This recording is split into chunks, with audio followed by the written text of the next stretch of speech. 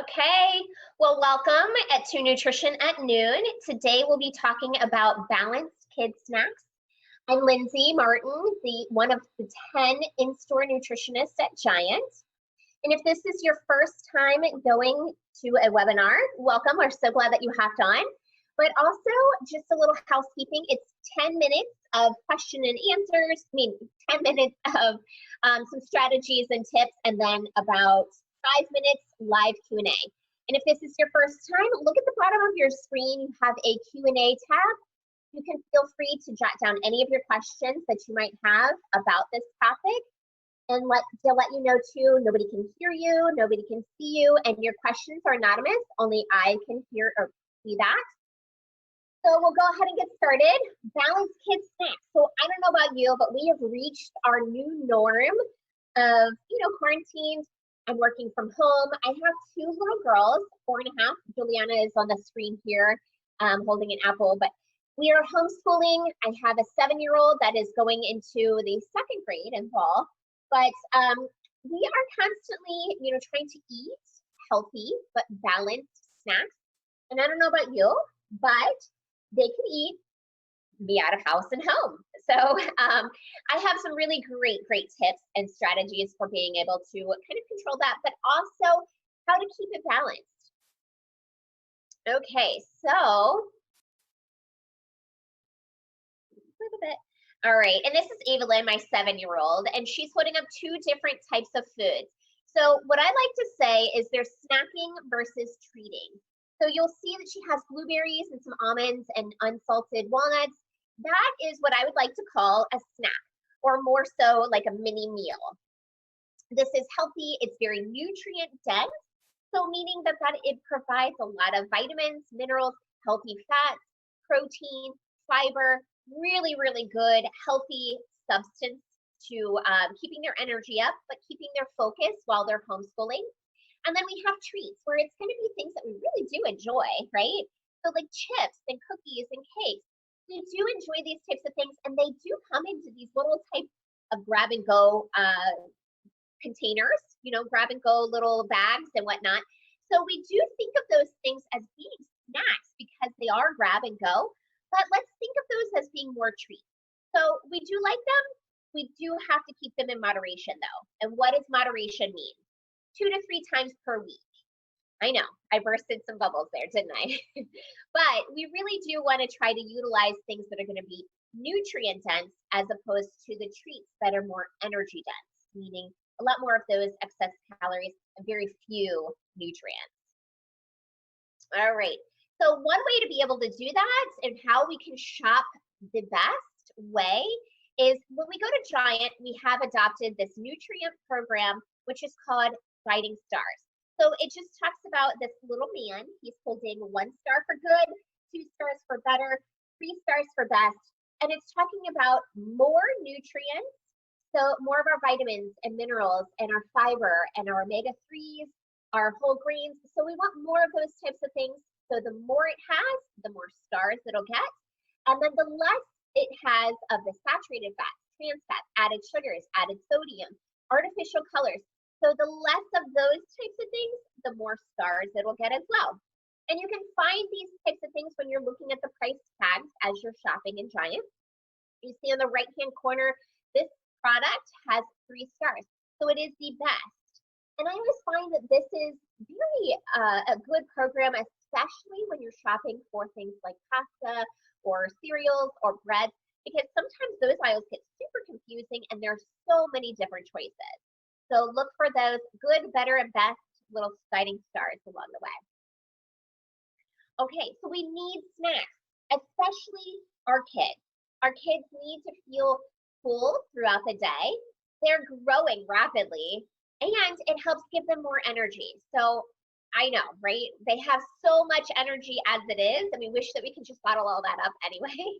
But we do want to make sure that we know that they are growing. So all of the things that they are eating is going towards their growth, but even more so, we want to give them the proper energy focus.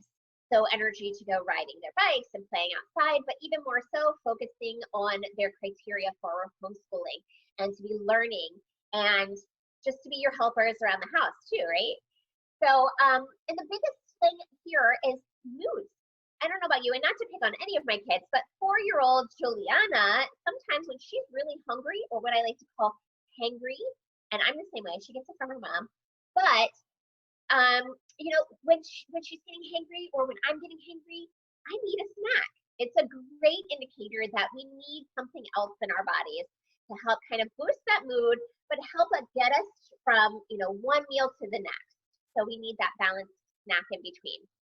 And then, you know, we talked about learning and focusing as we're working from home, as we're homeschooling, but even more so, we need that snack in between. And I always like to say that if I don't get my 3 p.m. snack after lunch and, you know, right before dinner, then by 5 p.m. when I'm cooking dinner, I'm famished. And I'm really probably not making a lot of the better choices as I'm, you know, getting to that next meal. And I'm more likely to overeat at that meal. So, you know, just like kids, we want to make these better choices, and we want that to be more of those fruits and vegetables, better choices as well. And then two, we're recommending 5 to 9 fruits and vegetables, 5 to 9 servings of fruits and vegetables per day. And if we want to try to keep those in our meals, breakfast, lunch, and dinner, we also want to try to incorporate those in our snacks in between meals as well. So like I said, more like mini meals, right? And then really, when it comes down to beverages, we want to make sure that they're drinking a lot throughout the day. So enough at least, right? So water is going to be your best bet. And I know that we wake up in the morning and as we're getting ready for the day, we fill up 3 different water bottles, one for myself, one for each of the kids. And this helps us to kind of keep our hydration throughout the day. We fill it up, we can kind of see where we need to drink more. Or if we filled it up several times throughout the day, we can say, you know what, we're really getting enough. And especially now that we're coming into these spring and summer months, we might be outside, the sun is shining, we might sweat, we might be really needing some extra hydration throughout the day. And then dairy, we need 2 to 3 servings per day. Our kids are growing, their teeth are forming, they are growing their bones for growth. So we really want to make sure that they're getting enough of this dairy, but also we do want to make sure that they're not getting too much too, because calcium, which is found in our dairy, does compete for absorption for our iron. So this can cause anemia as well. So just making sure that they're getting the proper serving sizes there. And then limit our juice. So if this is something that's a vice for your kids, at least once a meal, maybe for instance, they wake up in the morning, they love to have juice. Only offer 1 time per day, about 4 to 6 ounces. And here's a quick tip. Dilute it with water. They won't know the difference. But if you can eliminate these juices and just offer fruit instead, that's going to give them a lot more nutrients, but even more so, the fiber content. And then we really want to treat treats like treats. And this also includes our sodas. So whether it's a diet soda or a regular, you know, full sugar kind of soda, we do have to be cautious of that it can cause teeth decay. Those excess calories can cause obesity or overweight, but even more so, it does have caffeine in it, which is not necessarily the best thing for growing children.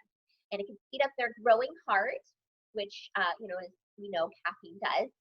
So not the best for a growing heart.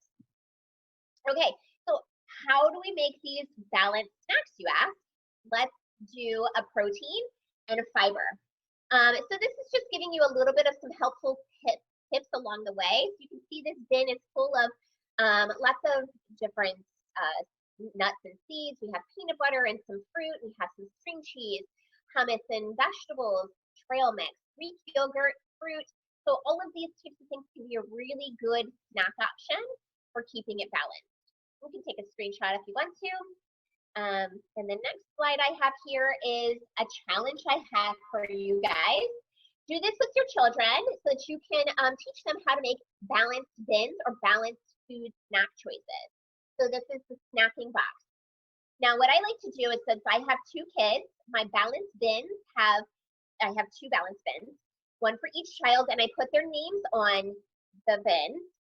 But I also have a protein and a fiber. So you can see here these 2 different bins here that have a protein and a fiber. So what I did is I just combined one of each. So for instance, like the to-go Jif with an apple, and then I put that into a balanced bin that's going to be for one of the children. And then, you know, maybe I'll do the same thing for the next child. but even more so, having them kind of choose what they want to do as far as what's going to go into their balanced bin, and create 2 to 3 different types of choices for them to have. And this creates their independence. It's helping to teach them how to make balanced snack choices. But even more so, these are giving them the cues that they need throughout the day. So if they're not necessarily being probed to say, hey, go get a snack, right? They're able to say, I'm feeling really hungry. It's not quite time for a lunch or dinner or something of that sort. I'm going to go in the refrigerator or look on the counter for my balanced bin, and I'm going to help myself to a snack. So it helps to keep them focused, and being able to help themselves and cue themselves for when they are hungry. Okay, so you can take a snapshot of this if you want to too, to kind of get some helpful ideas of these balanced bins. And then again, if you're looking for portion sizes of how to create these, balanced bins, and ideas along the way. So like 2 tablespoons of nut butter or seed butter, 1 hard-boiled egg. If we're talking about fruits and vegetables, we don't necessarily really want to limit the vegetables. So size limit, there's no need to limit it. We don't need to necessarily portion those out, like counting, how many carrot sticks or any of that. So that's a great thing. Keep on putting the colors of the rainbow. It gives lots of fiber, vitamins, and minerals. So we really want to make sure that we're getting those protein and fiber options, pairing those together, and we create a balance. Okay, like I said, I'm one of 10 nutritionists at Giant, and we have a wealth of online resources for you. You can go to giantfood.com/nutrition. We have lots of resources where we do consultations. We do, like today, we have Nutrition at Noon, where it's a webinar. We offer lots of classes, diabetes, heart health, 6 weeks to wellness, lots and lots of other choices there too. So you can look on there and register. We have a blog for inspiration. And then Nutrition Made Easy is our podcast, and that's like recorded radio with lots of different nutrition education, inspiration, and it's a really fun recording. So you should check it out, sign up for one of our classes, and we have time for Q&A. So let's take a look here and see what we have. Okay, the first question I have is, how do I know how much water my daughter should be drinking throughout the day? Really good question. So, just like, I have 2 daughters, 4 and 7. Both of them are totally different as far as their composition, and they have different requirements and needs. So nutrition needs, hydration needs, and this is a really great way for us to be able to help you individualize. So you can get in contact with your local nutritionist, and we can help kind of individualize for you, your kids, and things of that nature, more specifically these questions. But even more, you can kind of you can go on to healthychildren.org, and that can give you a little bit more specifics too. Hopefully that answers your question. Now we're looking at the next one here. Okay. Okay, guiding stars. How do I know how to read if a item is guiding stars? Okay, so I think I know what you mean by that. What you're talking about is, how do I know if a product has a guiding stars labeled? So if you remember from that slide, in the right-hand corner, there was a little guy holding 3 stars, or it could be 2 stars or 1 star. How we know that that's there and able to help is it'll be on that price tag. So look for that. But even more so, if you see where there's a price tag and you don't see a little man holding any stars, chances are that it doesn't qualify in the nutritional standards that Guiding Stars has in place. So if you're looking to only buy things that have Guiding Stars labels, then that's a good way to indicate. So always looking for that little man, and he'll be holding 1, 2, or 3 stars for good, better, and best. All right, if I hadn't had a chance to get to your question, we always want to answer questions. Please feel free to email us at nutrition@giantfood.com. And I hope you guys have a great day, and tune in tomorrow for Nutrition at Noon again. Be well.